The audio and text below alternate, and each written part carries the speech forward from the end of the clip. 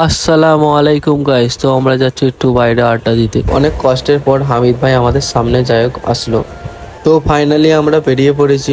তো এটা হলো আমাদের হাফেজপুর জুমা মসজিদ। তো গাড়ির অনেক জোরে পিপাসা লেগেছিল, তাই জন্য আমরা গাড়িকে পান করাতে নিয়ে চলে এলাম। আমি এখন হাইপার রাইড করব। ইরফান তুমি কিছু বলো। হ্যালো গাইজ, আমরা এখন যাচ্ছি গুগলি না ওটা হুগলি হবে, সরি যাই হোক। তবে তোমরা এখন মিউজিক এনজয় করো।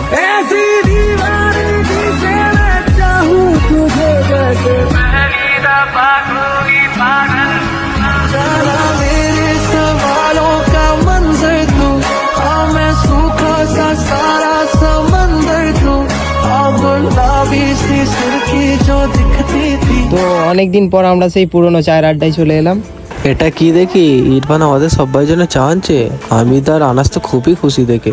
চাটা ভালো, কিন্তু আমি রোজ খাই। তো চাটা অনেকদিন পর খেলাম, খুব সুন্দর লাগলো।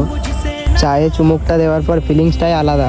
ভাবছি আমি সুপারম্যান হয়ে গেছি। শুধু চাটা খেলে তো হবে না, আরো কিছু খেতে হবে।